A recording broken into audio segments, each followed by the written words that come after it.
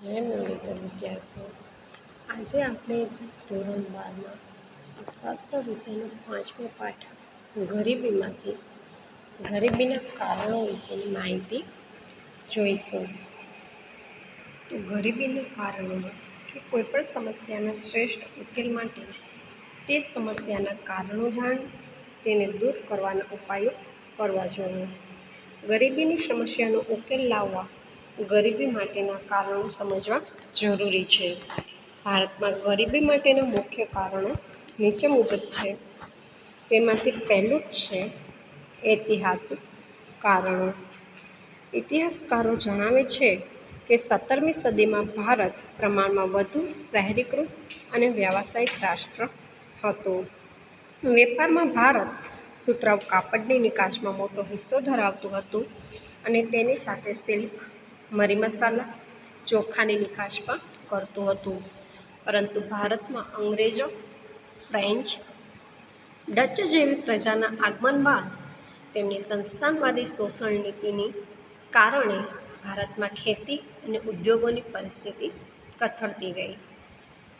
કે 17મી સદી જ્યારે ચાલુ હતી ત્યારે આપણા ભારત દેશમાં કે શહેરીકૃત અને વ્યાવસાયિક રાષ્ટ્ર તરીકે આપણા દેશની ગણના થતી હતી અને વેપારમાં પણ ભારત જે છે તે સુતરાઉ કાપડની નિકાસમાં ખૂબ જ મોટો હિસ્સો ધરાવતો હતો અને ખાસ કરીને આપણા દેશમાંથી સિલ્કનું કાપડ, મરી મસાલા, ચોખાની નિકાસ, ત્યારબાદ ગળી, આ બધી જે બાબતો છે એનો ખૂબ જ મોટા પ્રમાણમાં નિકાસ કરતું હતું.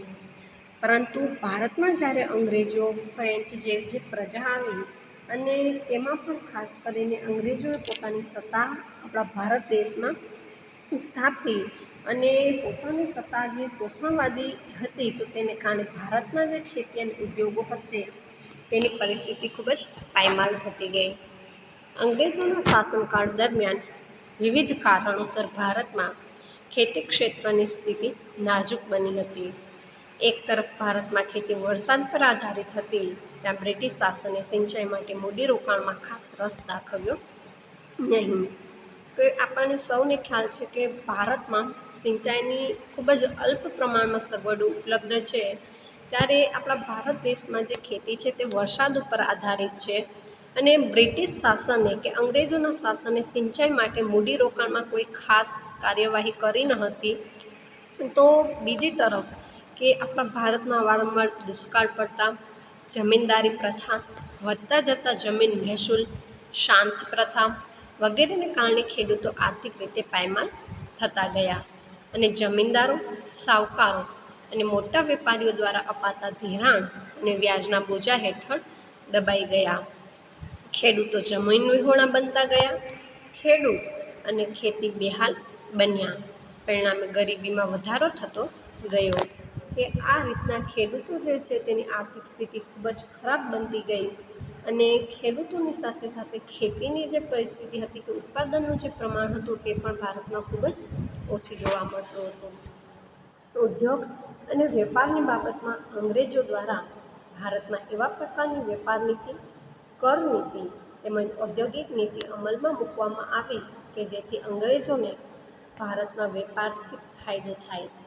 કે ખાસ કરીને અંગ્રેજોના શાસન દરમિયાન અંગ્રેજો દ્વારા ભારત ઉપર એવા પ્રકારની વેપાર નીતિઓ, કર નીતિઓ અને ઔદ્યોગિક નીતિઓ દાખલ કરવામાં આવી કે જેના કારણે અંગ્રેજોને આપણા ભારતમાંથી ફાયદો અથવા તો નફો પ્રાપ્ત થાય. તો ભારતીય નિકાસો માટે યુરોપના બજારોમાં વિવિધ પ્રતિબંધો મૂકવામાં આવ્યા. જ્યારે ઇંગ્લેન્ડમાં ઉત્પાદિત વસ્તુઓના ભારતમાં વેચાણ માટે વિશેષ પ્રકારની કર રાહતો અને છૂટછાટો આપવામાં આવી. તે ખાસ કરી અને ભારત દેશમાંથી અન્ય દેશ કે યુરોપના બજારોમાં જે વસ્તુઓ નિકાસ થતી હતી એના ઉપર પ્રતિબંધ મૂકવામાં આવ્યો. જ્યારે ઇંગ્લેન્ડમાંથી જે વસ્તુઓ આપણા ભારતમાં આયાત થતી હતી તેના ઉપર કર રાહતો અને છૂટછાટ આપવામાં આવી. તો આ જે વેપાર નીતિ હતી એના કારણે ઇંગ્લેન્ડને ફાયદો થયો, કે નફો પ્રાપ્ત થયો, જ્યારે ભારતને ખૂબ જ મોટું નુકસાન સહન કરવું પડ્યું હતું. તેમજ આ પેદાશોને દેશના ખૂણા સુધી પહોંચાડવા રેલવેનો ઉપયોગ કરવામાં આવ્યો. તો આ પ્રકારની નીતિથી અંગ્રેજોને ભારતમાં ઉત્પાદન અને વેચાણથી અધિશેષ પ્રાપ્ત થયો અને જેનું તેઓ દ્વારા ઇંગ્લેન્ડમાં મૂડીરોકાણ કરી ઔદ્યોગિકીકરણને વેગ આપ્યો અને તેના ઉત્પાદિત માલના વેચાણ માટે ભારતીય બજારોનો ઉપયોગ કર્યો. આ વ્યવસ્થામાં ભારતીય ઉદ્યોગો અને વેપારીઓની હરીફાઈ શક્તિ અને ઉત્પાદન શક્તિ ઘટવા લાગી. ભારતના નાના અને ગૃહ ઉદ્યોગો પાયમાલ થવા લાગ્યા. પરિણામે ભારતમાં બેકારી અને ગરીબી વધવા લાગી. કે આ વ્યવસ્થાને ધ્યાનમાં રાખી કે ખાસ કરી અને ઇંગ્લેન્ડમાં જે મૂડીરોકાણ અને ઔદ્યોગિકરણને વેગ મળ્યો અને તેના કારણે કે આપણા ભારતના જે બજારો છે એ પણ પડી ભાંગ્યા અને તેને કારણે કે હરીફાઈ શક્તિ, ઉત્પાદન શક્તિ આ બધું ભારતનું ઘટવા માંડ્યું અને ખાસ કરીને આપણા ભારત દેશના જે નાના ઉદ્યોગો અને ગૃહ ઉદ્યોગો હતા એ તો સાવ જ મંદ પડી ગયા. તો આપણા ભારતમાં આ રીતના ગરીબી અને બેકારીનું જે પ્રમાણ છે તે સતત ઊંચું જવા લાગ્યું. ત્યારબાદ છે ગ્રામીણ ગરીબીના કારણો. આપણે જોઈએ છે કે આપણા ભારત દેશમાં ગરીબીનું પ્રમાણ છે તે ગ્રામીણ ક્ષેત્રમાં ખૂબ જ વધારે પ્રમાણમાં જોવા મળે છે અને એની પાછળનું ખાસ કારણ કે ગ્રામીણ વર્ગ જે છે તે વધારે ખેતી ક્ષેત્ર સાથે જોડાયેલો જોવા મળે છે અને તેને કારણે કે ખેતી ક્ષેત્રમાં આપણો ભારત દેશ પહેલેથી જ પછાત જોવા મળેલો છે. તો તેને કારણે ગ્રામીણ ગરીબીનું જે પ્રમાણ છે તે ઊંચું જોવા મળેલું છે. તો ગ્રામીણ ગરીબીના કારણોમાં પહેલું છે કુદરતી પરિબળો. કે ભારત શરૂઆતથી ખેતી પ્રધાન દેશ રહ્યો છે અને આજે પણ વસ્તીનો એક મોટો હિસ્સો ગામડાઓમાં ખેતી ક્ષેત્ર પર નિર્ભર કરે છે. ભારતમાં ખેતી ક્ષેત્રે ઉત્પાદનનો આધાર મુખ્યત્વે કુદરતી પરિબળો જેમ કે વરસાદ, હવામાન વગેરે બાબતો પર રહેલું છે. વારંવાર પડતા દુષ્કાળ, વરસાદની અનિશ્ચિતતા, પૂર વગેરેને કારણે ખેતી ક્ષેત્રે ઉત્પાદન થતાં આવકો ઓછી અને અનિશ્ચિત રહે છે. પરિણામે ગરીબી વધુ જોવા મળે છે. ત્યારબાદ બીજું છે વસ્તી વિષયક પરિબળો. કે ભારતમાં આઝાદી પછી આયોજનકાળ દરમિયાન આર્થિક વિકાસ સાથે ઝડપથી સુધરતી આરોગ્ય સેવાઓને કારણે એક તરફ મૃત્યુદરમાં ઝડપથી ઘટાડો થયો અને સામે પક્ષે જન્મદરમાં ખાસ ઘટાડો થયો નહીં, જેના પરિણામે ઊંચો વસ્તી વૃદ્ધિ દર જોવા મળ્યો. ઝડપથી વધતી વસ્તીને કારણે માથાદીઠ આવકમાં ખાસ વધારો થયો નહીં અને નીચી માથાદીઠ આવક અને કુટુંબોના મોટા કદને કારણે જીવનની ગુણવત્તાના સ્તર નીચા ગયા. વધતી વસ્તીને કારણે શ્રમના પુરવઠામાં ઝડપથી વધારો થયો પરંતુ રોજગારીની તકોમાં ધીમો વધારો થવાને કારણે વેતન દરો ઘટતા ગયા. બેરોજગારી વધતી ગઈ. પરિણામે ગરીબીમાં વધારો થયો. કે ખાસ કરી અને વસ્તી ખૂબ જ ઝડપથી વધે છે તો તેના કારણે વસ્તી ઝડપથી વધે છે પરંતુ તેની સામે માથાદીઠ આવક છે તે વધતી નથી અને માથાદીઠ આવક ઓછી હોવાને કારણે કુટુંબોનું જે મોટું કદ છે તેની જે ગુણવત્તાનું સ્તર છે ને તે નીચું જોવા મળે છે. કારણ કે માથાદીઠ આવક ઓછી હોય ને કુટુંબોમાં સંખ્યાનું પ્રમાણ વધારે હોય તો યોગ્ય પ્રમાણમાં ગુણવત્તાયુક્ત વાતાવરણ પ્રાપ્ત ન થઈ શકે અથવા તો અન્ય સમસ્યાઓ પણ ઉપલબ્ધ થતી હોય છે. તો વસ્તી વધારાને કારણે પણ ગરીબીનું પ્રમાણ સતત ઊંચું થતું જોવા મળે છે. ત્યારબાદ છે આર્થિક કારણો. તો આર્થિક કારણોમાં પણ પહેલું છે કે શ્રમ દીઠ નીચી ખેત ઉત્પાદકતા. કે ભારતમાં ગ્રામ્ય ક્ષેત્રે ગરીબી વધુ હોવા માટેનું એક મહત્ત્વનું કારણ તે કૃષિ ક્ષેત્રે શ્રમિકની નીચી ખેત ઉત્પાદકતા છે.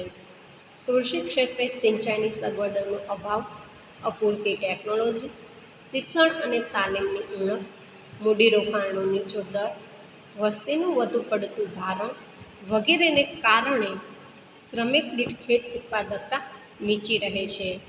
પરિણામે ખેડૂતોની આવકો નીચી રહેતા ગરીબીનું પ્રમાણ વધુ જોવા મળે છે. કે કૃષિ ક્ષેત્રે ખાસ કરીને સિંચાઈની સગવડોનો અભાવ હોય છે, અપૂરતી ટેકનોલોજી અને ખાસ કરી અને શિક્ષણ અને તાલીમની ઉણપ ભારતમાં ખૂબ જ મોટા પ્રમાણમાં જોવા મળે છે. અને મૂડીરોકાણનો નીચો દર, વસ્તીનું વધુ પડતું ભારણ, આ બધા એવા કારણો છે કે જે શ્રમિક દીઠ ખેત ઉત્પાદકતા નીચી રાખવા માટે ખૂબ જ મદદરૂપ થતા પરિબળો છે. તો ખેડૂતોની જે આવકો છે એ નીચી રહે છે અને તેને પરિણામે ગરીબીનું પ્રમાણ વધારે જોવા મળતું હોય છે. ત્યારબાદ બીજું છે જમીન તથા સંપત્તિની અસમાન વહેંચણી. કે આપણો ભારત દેશ સંપત્તિની બાબતમાં ખાસ કરીને આપણને કેન્દ્રિત જોવા મળે છે કે સંપત્તિની ખૂબ જ અસમાન રીતના વહેંચણી થાય છે કે તેના જ કારણે આપણે આપણા ભારત દેશની પરિસ્થિતિ જોઈએ છીએ આર્થિક દ્રષ્ટિએ કે ગરીબ લોકો વધારે ગરીબ અને અમીર લોકો વધારે અમીર બનતા જોવા મળ્યા છે. ખેતી માટે જમીન ખૂબ જ મહત્ત્વની છે. ભારતમાં અંગ્રેજોના શાસનકાળથી જમીનદારી પ્રથા જેવી વ્યવસ્થાઓને કારણે જમીન માલિકી મુઠ્ઠીભર જમીનદારોના હાથમાં હતી. આ વર્ગ ખેતી સાથે પ્રત્યક્ષ રીતે સંકળાયેલો ન હોવાથી તેઓને ખેતી ક્ષેત્રના વિકાસ માટે મૂડીરોકાણમાં રસ ન હતો. બીજી તરફ જમીન પર ખેતી કરનાર ખેતમજૂરો કે ભાગ્યા હતા કે જેમની પોતાની જમીન માલિકી ન હોવાથી તેઓને પણ ખેતી ક્ષેત્રે મૂડીરોકાણમાં રસ ન હતો. પરિણામે ખેતી ક્ષેત્રે ખેત ઉત્પાદન અને ખેત ઉત્પાદકતા નીચી રહેતા ગરીબીનું પ્રમાણ ઊંચું જોવા મળ્યું છે. કે ખેતી સાથે જે વર્ગ જોડાયેલો હતો તે પ્રત્યક્ષ રીતે સંકળાયેલો ન હતો. અને ખાસ કરી અને આપણા ભારત દેશમાં ખેતી ક્ષેત્રના વિકાસ પાછળ ખૂબ જ ઓછું મૂડીરોકાણ કરવામાં આવ્યું હતું અને ખેતી ક્ષેત્ર કરતાં લોકો ઔદ્યોગિક ક્ષેત્રને વધારે મહત્ત્વ આપ્યું. તો તેના કારણે ખેતી ક્ષેત્રમાં ખૂબ જ સમસ્યા ઉદ્ભવી હતી અને ઘણા બધા લોકો કે જેને ઔદ્યોગિક ક્ષેત્રમાં ખૂબ જ રસ હતો પરંતુ ખેતી ક્ષેત્રમાં મૂડીરોકાણ પાછળ કોઈને જ રસ ન હોવાને કારણે ખેતી ક્ષેત્રે ખેત ઉત્પાદન અને ખેત ઉત્પાદકતા બંને ખૂબ જ ઊંચું જોવા મળ્યું. ત્યારબાદ નાના અને ગૃહ ઉદ્યોગોનો અલ્પ વિકાસ. કે ભારતમાં બીજી પંચવર્ષીય યોજનાથી આર્થિક વિકાસની વ્યૂહરચનાના ભાગરૂપે પાયાના અને ભારે ઉદ્યોગોને મહત્ત્વ આપવામાં આવ્યું. કે બીજી જે પંચવર્ષીય યોજના હતી માં આર્થિક વિકાસની વ્યૂહરચનાના ભાગરૂપે કે જે પાયાના અને ભારે ઉદ્યોગો હતા તેને જ માત્ર મહત્ત્વ આપવામાં આવ્યું હતું અને એ સમયે ખેતીની અવગણના થતી હતી. અને તેની સાથે સાથે ગ્રામ્ય ક્ષેત્રે કે નાના અને ગૃહ ઉદ્યોગો કે જેમનો રોજગારી, ઉત્પાદન અને આવકમાં ખૂબ જ મોટો ફાળો આપે છે તેની અવગણના થઈ. આ ઉપરાંત ખેતીની સાથે સંલગ્ન ઉદ્યોગો જેવા કે પશુપાલન, ડેરી ઉદ્યોગ, મત્સ્યપાલન વગેરેના ઓછા વિકાસને કારણે મોસમી બેકારી પણ વધુ જોવા મળે છે. તેથી ગરીબીનું પ્રમાણ ઊંચું રહ્યું છે. ત્યારબાદ છે ઝડપથી વધતા ભાવો. કે વધતા ભાવો ગરીબીને ગંભીર રીતે અસર કરે છે. યુદ્ધ, દુષ્કાળ, નીચું રાષ્ટ્રીય ઉત્પાદન, ઝડપથી વધતી માંગ, ઉત્પાદન ખર્ચમાં થતો વધારો વગેરે કારણોસર ચીજવસ્તુઓ અને સેવાઓ તેમજ ખાદ્ય ચીજોના ભાવોમાં ઝડપથી વધારો થાય છે. જેના પરિણામે ઓછી આવકવાળા વર્ગની ખરીદ શક્તિમાં ઝડપથી ઘટાડો થાય છે. જીવન ધોરણનું સ્તર નીચું આવે છે અને ગરીબી વધે છે. કે ખાસ કરીને કે ભાવો જે છે તે સતત વધતા જોવા મળે છે. કે વધતા ભાવો ગરીબીને ખૂબ જ વ્યાપક રીતના ઊંડી અસર કરતા હોય છે. કે આપણા દેશમાં ખાસ કરીને યુદ્ધ, દુષ્કાળ, નીચું રાષ્ટ્રીય ઉત્પાદન, ઝડપથી વધતી માંગ, ઉત્પાદન ખર્ચમાં થતો વધારો આ બધા કારણોસર કે ચીજવસ્તુઓ, સેવાઓ, ખાદ્ય ચીજવસ્તુઓના જે ભાવો છે તે સતત ઊંચા ને ઊંચા જોવા મળે છે અને ઓછી આવકવાળા જે વર્ગ છે તેમની ખરીદ શક્તિ આ રીતના ઝડપથી ઘટી જતી હોય છે. તો ખરીદ શક્તિ ઘટી જાય તો તેને કારણે તેમનું જે જીવન ધોરણ છે તે નીચું થતું જાય છે. તો બીજી તરફ વધતા ભાવોની સ્થિતિમાં ઉદ્યોગપતિઓ, વેપારીઓ અને મોટા ખેડૂતોને ફાયદો થાય છે. તેથી સમાજમાં આવકની અસમાનતા પણ વધે છે. કે ખાસ કરીને જે ગરીબ લોકો છે તેમની આવક વધતી નથી, કે તેમની આવક જે હોય છે તે જ રહેતી હોય છે, અને તેની સામે કે વસ્તુના જે ભાવ છે તે ખૂબ જ ઝડપથી વધતા હોય છે.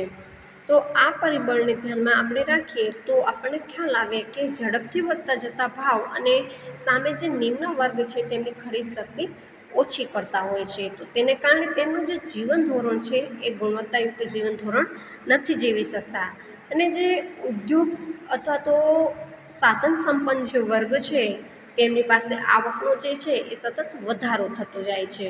તો આવી રીતના નિમ્ન વર્ગ અને ઉચ્ચ વર્ગ એ બંનેમાં આવકની જે અસમાનતા છે એ રીતના વધતી જાય છે. તો ગરીબો વધારે ગરીબ અને અમીર વધારે અમીર બનતા હોય છે. ત્યારબાદ છે બેરોજગારીનું ઊંચું પ્રમાણ. કે ભારતમાં મોટાભાગની વસ્તી ગામડાઓમાં ખેતી ક્ષેત્ર પર નભે છે, પરંતુ મોટાભાગની ખેતી વરસાદી ખેતી હોવાથી વર્ષમાં 1 કે 2 જ પાક લેવાય છે. કે આપણા ભારત દેશમાં ખાસ કરી અને મોટાભાગની જે ગ્રામીણ વસ્તી છે તે ખેતી ક્ષેત્ર ઉપર જ પોતાનું જીવન ચલાવતા હોય છે, અને આપણા ભારત દેશમાં જે ખેતી છે એ વરસાદ ઉપર આધારિત છે, અને વરસાદ ઉપર આધારિત હોવાથી માત્ર ખાલી વર્ષમાં 1 કે 2 જ પાક લેવાતા હોય છે. તો ખેતી ક્ષેત્રે મોટા પ્રમાણમાં મોસમી બેકારી જોવા મળે છે. કે ઝડપથી વધતી વસ્તી અને સંયુક્ત કુટુંબ પ્રથાને કારણે ખેતી પર વસ્તીનું ભારણ વધતા પ્રચંડ બેકારી વધે છે. કે મોસમી બેકારીનું કારણ કે વરસાદની જ્યારે ઋતુ હોય છે ત્યારે ખેડૂતો પાક વાવે છે, તો તે સમય દરમિયાન તેમને રોજગારી પ્રાપ્ત થાય છે, પરંતુ એક તો કે ખેડૂત વર્ગ જે છે એ અશિક્ષિત હોય છે અને તેમની પાસે કોઈપણ જાતની તાલીમ કે આવડત નથી હોતી, તો તેને કારણે તે ખેતી સિવાયની કે વરસાદની ઋતુ સિવાય અન્ય ઋતુમાં તેમની પાસે કોઈપણ જાતનો વ્યવસાય નથી હોતો. તો તેમના કારણે એ લોકોને વધારે સમયમાં બેરોજગાર રહેવું પડે છે, અને આ કારણસર પ્રચંડ બેરોજગારીનું જે પ્રમાણ છે તે પણ સતત ઊંચું જોવા મળતું હોય છે. તો ગામડાઓમાં ખેતી ક્ષેત્રે પૂરક ઉદ્યોગોનો ઓછો વિકાસ, નિરક્ષરતા, શ્રમની ઓછી ગતિશીલતા વગેરેને કારણે બેરોજગારીનું પ્રમાણ ઘણું ઊંચું જોવા મળે છે, કે જે ગરીબીનું કારણ બને છે. ત્યારબાદ છે સામાજિક કારણો. સામાજિક કારણો પણ એવા છે કે જેના કારણે ગરીબીનું જે પ્રમાણ છે તે આપણને સતત ઊંચું જોવા મળતું હોય છે. તો એમાં પહેલું છે શિક્ષણનું નીચું સ્તર. કે ભારતમાં ગરીબી માટે એક મહત્ત્વનું કારણ શિક્ષણ, તાલીમ, કૌશલ્યની ઉણપ છે. શિક્ષણના નીચા સ્તરને કારણે ખાસ કરીને ગ્રામીણ ક્ષેત્રમાં કૃષિ ક્ષેત્રે નવી ટેકનોલોજી, નવી ખેત પદ્ધતિઓ, સંશોધનો, ખેત ઉત્પાદનના વેચાણ માટે બજારોના લાભ પ્રાપ્ત થતા નથી. આના પરિણામે ખેતી ક્ષેત્રે એક તરફ હેક્ટર દીઠ ઉત્પાદકતા ઓછી રહે છે, તો બીજી તરફ શ્રમિક દીઠ ઉત્પાદકતા પણ નીચી રહે છે, જે ખેડૂતોની નીચી આવકોમાં પરિણામે છે. આ ઉપરાંત શિક્ષણના નીચા સ્તરને કારણે ગામડાઓમાં વૈકલ્પિક રોજગારીની તકો પણ ઓછી છે, અને વેતન દરો નીચા રહે છે, તેથી ગરીબીનું સ્તર ઊંચું રહે છે.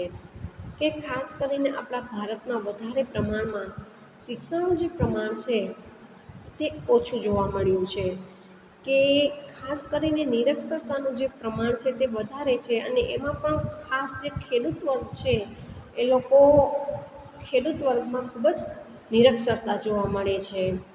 તો ઘણી બધી વખત કે ખેતી ક્ષેત્રે જે નવી ટેકનોલોજી આવે છે કે નવી પદ્ધતિઓ, સંશોધનોનો ઉપયોગ કરવાનો હોય છે, તો ખેડૂત વર્ગ તેને ઝડપથી અપનાવી નથી શકતો, અને તેને કારણે પણ ખેત ઉત્પાદકતા જે છે તે આપણને નીચી જોવા મળે છે, અને તેની સાથે સાથે કે શ્રમિક દીઠ ઉત્પાદકતાનું જે પ્રમાણ છે તે પણ આપણને ઘટતું જોવા મળે છે. પરંતુ જે શિક્ષિત વર્ગ હશે, તાલીમ પામેલો હશે, તો એ વર્ગ ગમે તે વ્યવસાય સાથે પોતે સંકળાઈ શકે છે. તો આ રીતના શિક્ષણનું જે સ્તર ઓછું છે તેના કારણે પણ ગરીબીમાં વધારો થઈ શકે છે. પછી છે લૈંગિક અસમાનતા. કે ભારતમાં સ્ત્રી પુરુષ અસમાનતા શરૂઆતથી જ અસ્તિત્વમાં છે. કે આપણો ભારત દેશ જે છે તે પુરુષ પ્રધાન દેશ તરીકે ઓળખાય છે, કે જ્યાં પણ સ્ત્રીઓ કરતાં પુરુષોને વધારે મહત્ત્વ આપવામાં આવે છે. તો સમાજમાં સ્ત્રીઓના સ્વાસ્થ્ય પ્રત્યે ઓછું ધ્યાન આપવામાં આવે છે. પરિણામે સ્ત્રીઓમાં કુપોષણ, ઓછું વજન, નબળાઈનું પ્રમાણ વધારે છે, કે જેના પરિણામે પ્રસૂતિ સમયે માતા મૃત્યુદર ઊંચો રહે છે. કે ખાસ કરીને સ્ત્રીઓમાં કુપોષણનું પ્રમાણ વધારે હોય છે, તો તેના કારણે કે પ્રસૂતિના સમયે માતા મૃત્યુ દરનું જે પ્રમાણ છે તે ઊંચું જોવા મળતું હોય છે. તેમજ નવા જન્મ લેતા બાળકોના સ્વાસ્થ્યમાં ઘટાડો કરે છે. કામની વહેંચણી બાબતે પણ સ્ત્રીઓ ઘરનું કામ કરે તેવી માન્યતાને કારણે સ્ત્રીઓમાં શિક્ષણનું સ્તર નીચું છે, તેમજ તેઓનો આર્થિક ક્ષેત્રે કામકાજની તકો ઓછી ઉપલબ્ધ થાય છે. આ ઉપરાંત કામકાજના સ્થળે પુરુષ કરતાં સ્ત્રીઓના વેતન દરો સામાન્ય રીતે ઓછા જોવા મળે છે, કે આપણા ભારત દેશમાં એવી માન્યતા છે કે સ્ત્રીઓએ માત્ર ખાલી ઘરમાં જ રહી અને કાર્ય સંભાળવાનું, ઘરનું કાર્ય કરવાનું અથવા તો બાળુછેર કરવાનું. તો તેને કારણે કે શિક્ષણનું સ્તર સ્ત્રીઓમાં નીચું જોવા મળે છે અને આર્થિક ક્ષેત્રમાં પણ કામકાજની તકો સ્ત્રીઓને ઓછી આપે છે. આ ઉપરાંત કે સ્ત્રીઓ અને પુરુષો સમાન કામના બદલામાં તેઓને સમાન વેતન આપવામાં નથી આવતું, કે પુરુષોને સમાન જ કે એની સમકક્ષ સ્ત્રીઓ કાર્ય કરતી હોવા છતાં પણ પુરુષો કરતાં સ્ત્રીઓનું વેતન ખૂબ જ ઓછું જોવા મળતું હોય છે. તો અર્થતંત્રની કુલ જનસંખ્યામાં સ્ત્રીઓનું પ્રમાણ લગભગ અડધાથી પણ ઓછું છે, કે જેમાં સ્વાસ્થ્યનું નીચું પ્રમાણ અને આર્થિક ક્ષેત્રે કામકાજની ઓછી તકોને કારણે કુટુંબોની આવકો નીચી રહે છે, તેથી ગરીબી વધુ પ્રમાણમાં જોવા મળે છે. ત્યારબાદ છે અન્ય કારણો. અન્ય કારણોમાં પહેલું છે યુદ્ધ, કે ભારતે આઝાદી બાદ પડોશી દેશો પાકિસ્તાન અને ચીન સાથે યુદ્ધનો સામનો કર્યો છે, કે આપણો ભારત દેશ આઝાદ થયો ત્યારબાદ પાકિસ્તાન અને ચીન સાથે યુદ્ધનો સામનો તરત જ કરવો પડ્યો હતો. અને વર્તમાન સમયમાં પણ આપણે જોઈએ છીએ કે ભારત દેશ જે છે તેને પાકિસ્તાન અને ચીન સાથે અવારનવાર કોઈને કોઈ સમસ્યાઓ થતી હોય છે, તો તેને કારણે અવારનવાર યુદ્ધ જેવી પરિસ્થિતિ સર્જાય છે. તો યુદ્ધના સમયમાં દેશના અછત ધરાવતા સંસાધનો, યુદ્ધ માટે જરૂરી શસ્ત્ર સરંજામના ઉત્પાદન અને આયાત પાછળ ખર્ચાઈ જાય છે. ત્યારે જીવન જરૂરી ચીજવસ્તુઓના ઉત્પાદનમાં ઘટાડો થાય છે, કે જ્યારે યુદ્ધ જેવી પરિસ્થિતિ સર્જાય છે ત્યારે અછત ધરાવતા જે સંસાધનો છે અને ખાસ કરીને યુદ્ધ માટે જે જરૂરી સામગ્રી છે તેનું ઉત્પાદન કરવામાં અને આયાત પાછળ વધારે પડતી આપણા દેશની જે નાણું છે તે ખર્ચાતું હોય છે. અને બીજી બાજુ કે જીવન જરૂરી જે ચીજવસ્તુઓ છે એના ઉત્પાદનમાં ઘટાડો થતો જાય છે. તો યુદ્ધ દરમિયાન ભવિષ્યમાં સર્જાનારી ચીજવસ્તુઓની અછતથી બચવા લોકો દ્વારા અનાજ, કપડાં, બર્તન જેવી જીવન જરૂરી ચીજવસ્તુઓની સંગ્રહખોરી વધે છે. પરિણામે ભાવો ઝડપથી વધે છે અને આમ યુદ્ધને પરિણામે દેશ વિકાસની પ્રક્રિયામાં ઘણું જ પાછળ ધકેલાય છે. વારંવાર યુદ્ધનો સામનો કરવાને કારણે ભારતમાં વિકાસલક્ષી ખર્ચમાં કાપ મુકાયો છે. તો આર્થિક વિકાસ નીચો રહ્યો છે અને વધતા ભાવોની સમસ્યા ઊભી થઈ. પરિણામે ગરીબીમાં વધારો થયો છે. ત્યારબાદ બીજું છે સંરક્ષણ ખર્ચમાં વધારો, કે વારંવાર થયેલા યુદ્ધના કારણે દેશની સંરક્ષણની બાબત વધુ ગંભીર બની હતી. તેથી દેશની સંરક્ષણ વ્યવસ્થાને મજબૂત બનાવવા આધુનિક મિસાઇલો, લડાકુ વિમાનો, ટેન્કો, સબમરીન વગેરે પાછળના ખર્ચમાં સતત વધારો કરવો પડે છે. કે વારંવાર યુદ્ધની જે પરિસ્થિતિ સર્જાય છે તેને કારણે કે સંરક્ષણની જે બાબતો છે તેના ઉત્પાદનમાં વધારો કરવો પડતો હોય છે. તો વર્તમાન સમયમાં પણ આતંકવાદ જેવી સમસ્યાઓનો સામનો કરવા પણ સંરક્ષણ વ્યવસ્થામાં ખાસ સુવિધાઓ પાછળનો ખર્ચ વધ્યો છે. સંરક્ષણ પાછળ થતો આ પ્રકારનો ખર્ચ બિનવિકાસલક્ષી ખર્ચ છે, કે સંરક્ષણ પાછળ આ પ્રકારનો જે ખર્ચ કરવામાં આવે છે તે કોઈ વિકાસલક્ષી ખર્ચ ન કહી શકાય, પરંતુ તેને બિનવિકાસલક્ષી ખર્ચ તરીકે ઓળખવામાં આવે છે. કે તેની પાછળ આપણે ખર્ચ કરશું તો તેને કારણે આપણા દેશના કોઈ પણ જાતનો વિકાસ થવાનો નથી, માત્ર ખાલી આપણા દેશને સંરક્ષણ મળી રહેશે અને તેમાં જેટલો વધારો થાય તેટલો આર્થિક વિકાસ માટેના ખર્ચમાં ઘટાડો થાય છે. તો આ રીતના આર્થિક વિકાસ મંદ પડે છે અને ગરીબીનું પ્રમાણ ઊંચું રહે છે.